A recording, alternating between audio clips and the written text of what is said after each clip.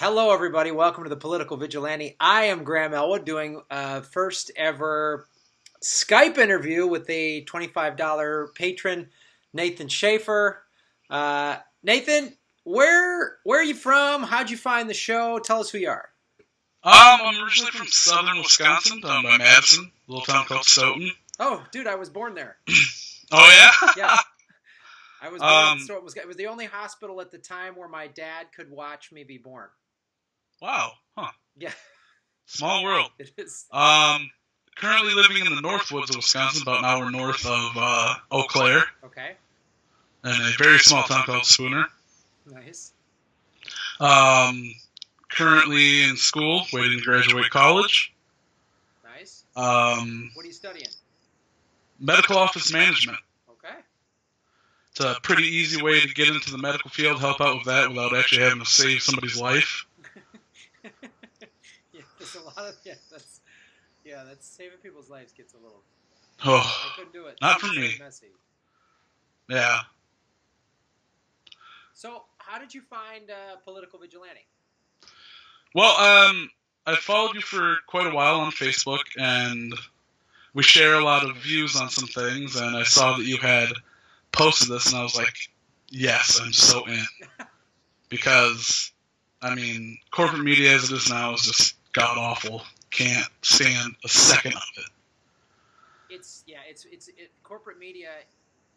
I guess to me, I watch a little bit of it just to sort of see what the sort of daily or weekly narrative is. Mm-hmm. You know, and it's once you kind of understand how they work, you can sort of go, oh, okay, they're pushing this narrative to help the pharmaceutical companies or the war machine or whatever. Like it's pretty obvious. Yeah. What they're doing. So you sent me the article we're going to discuss. I'll bring it up here. You sent me, and for everybody watching, I'll put this in the show notes. It was in the NPR.org fresh lawsuit against Ailes, or Alice, I don't know if I'm pronouncing that guy's name correctly, slams Fox News response to harassment claims. It's by David Folkenflick. I'm the worst at pronouncing names. So basically, for everybody watching, what this article is, it goes into, there's a new lawsuit that basically the former head of Fox News, there's a bunch of lawsuits that came up. He resigned last summer, and now this new lawsuit is he was making unwanted sexual advances to Fox News contributor Julie Rognowski. To date, older married men repeatedly praised her looks and sought to get her to join him for drinks, even in his office. Away from prying eyes that could get them into so much trouble, he said. And the article also goes into Bill O'Reilly. He's been under the gun lately. So, this is interesting. So, Nathan, let me ask you this question. What prompted you to go, why is this article speak to you? Why do you want to talk about this one today? Well, just to me, it sort of brings about the lack of empathy that resides on the side of Fox News and a lot of their followers, as it were. And, you know, the fact that all this is coming out and these women are being demonized just because, you know, they're being made uncomfortable in their workplace, and it just doesn't seem fair in a lot of ways. Well, it's not fair at all. I mean, and here's the thing that's so, if you look at this article, so basically, Ailes, however you pronounce his name, so he, of course, hires a female attorney, which is a standard. When you're rich and powerful, you hire the gender or race of the person that's accusing you. That's just just standard operating procedure. So, yeah, you know, if he was being charged with any sort like racial issues, he would have had a black attorney. Like, that's just how these guys operate. That's how it goes. So this is the what his attorney, the statement, and they always release these statements. The idea that Mr. Ailes would pressure Miss Rognowski or any other woman to have sexual relations with him is total nonsense. This is about someone who wants to pile on in the massive character assassination in order to achieve what she did not accomplish on the merits. Yeah, this is just classic power move. So, are there women that claim that are exploiting this to try to get ahead? Yeah, but I would put that in probably less than 5%.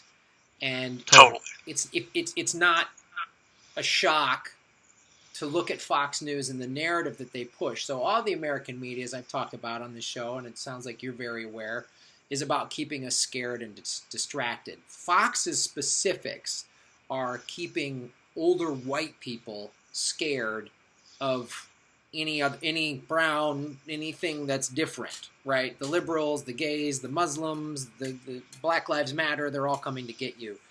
And it's really news, like, for old white guys and who feel like they've been scorned. And one of the things behind a lot of this is when you hear those sort of older white guys talk about, we can't get ahead anymore. It's not that they can't get ahead. It's that if you go back 50, 60 years, white males didn't have to compete with anybody else for jobs other than white males. Right. Right?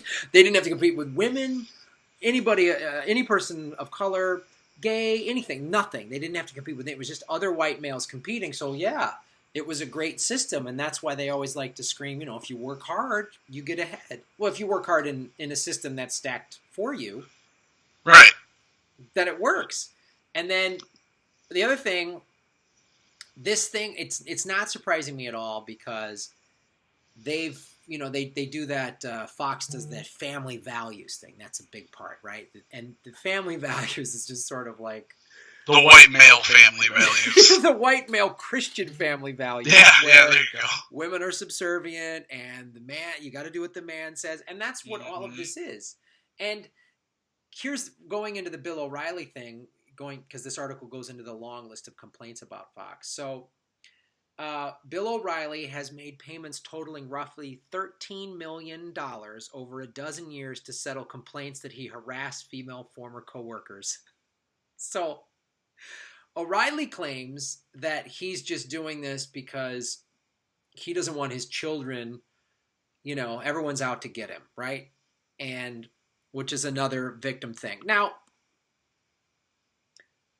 do people, once you get rich and successful, do people try to take you down? Sure. Yeah. I mean, on occasion, I suppose. On occasion, right. But also, there's plenty of rich, successful people working in television that aren't doing this kind of creepy crap. If it was just like one woman out of no one else, maybe you could say, oh, maybe, but it just keeps happening time and time and time again. And if you look at that network, I remember years ago going, it's all these like hot blondes, like it's some sort of like Aryan. Yeah, totally. Right? And then they just like treat them like they're pieces of meat the whole time while they're on there. Like the men will just straight up on television say these horrible things to them, and they're just like, hee. Right. I'm okay with it because I get paid. Yeah, I get paid. I guess there's something to be said. Like, I'm not excusing any of the awful stuff that any of these women are saying happened to them. I would like to ask them though, what did you think before you went to Fox News? Like, what did you think that was going to be? I don't know, because if I had a girlfriend or a sister or just a female friend who was like, I'm thinking about, I want to work in journalism, I want to work for Fox News, I'd be like, are you sure? Like, there are literally hundreds of better choices, but I guess. You really want to work there? So the other thing that this article, if you go into it, is Fox News has claimed to have changed his climate. Rupert Murdoch, that owns 21st Century Fox, he has been basically overseeing it, making sure none of this happens, and yet this keeps happening. So here's a quote in here: at the Republican National Convention last July, according to the lawsuit, as Isle's professional fate hung in the balance, Fox News contributor Angela McGlowan told Roganowski that it's all hands on deck in defending him. Roganowski alleges she told McGowan, a former lobbyist for the Murdoch's media empire who served as a conduit to Fox News executives, that she believed Carlson's allegations and could not participate in a campaign against her because Els had harassed her too. So, this is like, in this, this show, I'm trying to like talk truth to power, and this is just such standard. I'm so tired of this. And it's the thing I've talked a lot about on this show is the team mentality. Right. It's not about right or wrong. You attack my team, so then I'm just going to defend my team no matter what. Here's a woman at Fox saying, "Oh, we gotta all hands on deck." Like, the first instinct is, "Oh, these women are lying." Right? Yeah. That's like the sexual assault. She had it coming. She shouldn't have worn a sexy outfit or whatever. That's like, it's so preposterous. Yeah, it perpetuates the rape culture too. Mm-hmm. It absolutely does. It's like the crazy shit that Mike Pence just said about, I can't have dinner with another woman. Like, so you're a man, I'm a man. You can't control yourself if you have dinner with another woman. I'll go nuts if she's too cute, if her perfume's too strong. I can't focus. I can't, like, it's this kind of stuff, and I'd love to know what you think about this. It so offends me as a man that I'm told that this is acceptable male behavior. Right. That plus like the whole locker room talk thing. Like, I played sports all throughout my school career, and never once were we saying half the things that our number 45 president has said on the record. I know. I love that. I too. I played football in high school, and I played lacrosse in high school and college, and yeah, I mean, I see guys like, "Oh yeah, she's cute," or "I'd like to have or whatever." Okay, fine, but I want to grab. Like, I was just like, that just sounds. If a dude said that, I'd be like, "What do you? That sounds awful." You'd instantly call him out on it. Yeah, just like you can't. That's literally assault. Right. Look it up in the dictionary. That's it. Mm-hmm. And I think if. I talk a lot about on the show. I'm trying to find, silver linings, because it can get pretty dark. It can get pretty like, oh God, we're like at the, we're on the front door of apocalypse. Oh. If we get through this, if we're not in war with Russia or China or a civil war or all of them, all of the above, I'm hoping that since Trump is so egregious, and then you see these people like Fox News, doing this, if the upside of this is more men are like, because men need to speak up about this. Right? Men need to go, that's not cool. When a guy says, and says something creepy, you got to go, dude, no, I know she's cute, that's fine, but like, you can't, men have to be establishing the line of like, that's over the line. We need to sort of be self-regulating. And I think that's sort of true of anyone, but what the Fox News, and if that's what comes out of this, is like people are more politically engaged, people are taking more responsibility, because this is what I can't stand, is no one takes responsibility. They issue some bullshit statement that their lawyer told them to say, and there's no like, you know what, I was out of line, no one says that. And if they do, it's some sort of calculated apology that a focus group, they hire some spin company. Went through a team of lawyers with like 15 writers, like a Beyonce song or something like that. Yeah. And the other thing, too, is the old saying, absolute power corrupts absolutely. And we have to pay attention to anyone in power. Oh, yeah. These guys are more flagrant and it's more awful, and we need to definitely hold them accountable. But then when, what Donna Brazile did isn't close to what these awful fucks have done. But like Donna Brazile giving Hillary answers when she works at CNN, that's corrupt. And we need to call everybody, everybody needs to be more accountable. And it starts, I think, with each one of us individually being accountable for our own actions. So Right, and that's why, to bring it back around, that's why I really like supporting this.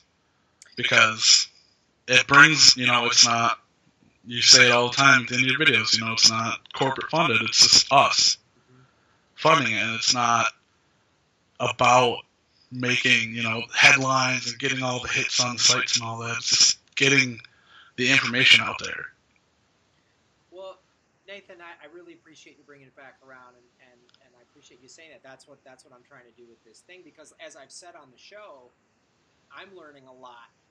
Like, you guys are sending me stuff or giving me articles or whatever, and I'm learning a lot, and it's this is how we have to do it, since we can't trust the corporate media anymore. I mean, like, as I've said, like, Fox News is awful, but Rachel Maddow gets $7 million a year. Yeah. Is she gonna call out the giant corporations that are funding MSNBC? Nope. Probably not. Well, and it takes a little bit more than just sharing something on Facebook to do it. That's another reason why I like this. It's actually doing something about it. Yeah, I appreciate that. That's why I started it. As I said in like one of the first videos, and I know there's a lot of new people coming over from like Young Turks and Aggressive Progressive, and that's been really awesome. Is I do this Comedy Film Nerds podcast. We talk movies, and I do stand up in nightclubs, and it wasn't really neither one of those are the format to talk about this. Right. And sometimes I make some jokes or I'm sarcastic or whatever, but I'm not trying. This isn't a comedy show. This is a political show, and I love that. It's you're right. I felt like I got to do something. I have a little bit of a following from being a comedian all these years, and also it motivates me because I do 12 videos a week of like I got to pay more attention. I have to pay more attention, and that is the greatest thing I'm getting out of this. And that's where I anytime I start to feel like, oh God, like we're doomed, I'll find some like those kids in Colorado that were able to block fracking in Colorado. Yeah. You hear stuff like that. You go, okay, man, like, well, there's some little victories out there, and hopefully we can sometimes it does work. Yeah, sometimes it does. So before we wrap it up here, Nathan, anything else you want to add or talk about with regard to it's just so important that, we fight this fight now, because that's essentially what we're doing. And, we're not, it's the people out there protesting and just standing up finally.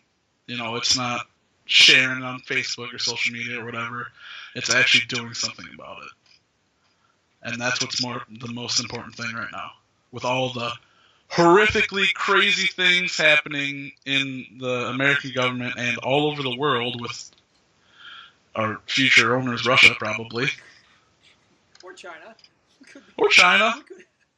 We could have two groups owning us, because China owns 60% of our debt. You never know. That they do. Well, cool, Nathan. I really appreciate it, and I appreciate your support, man. You're you kicking in $25 every month helps me do more stuff, and you're helping me learn. So I very much appreciate it. This video will go up later this week. Oh yeah, man, 100%. And this was your March one. I didn't get to it sooner, so we'll do another one in April for your April. Sounds good. Or your February. Anyway, I owe you one more, is my point. One of those. All right, dude. Thank you so much, and we'll talk in a couple weeks before the end of the month. Sounds good. All right, man. Stay vigilant. Yeah, you too. Make Gotham great again. Yeah. All right, buddy. All right.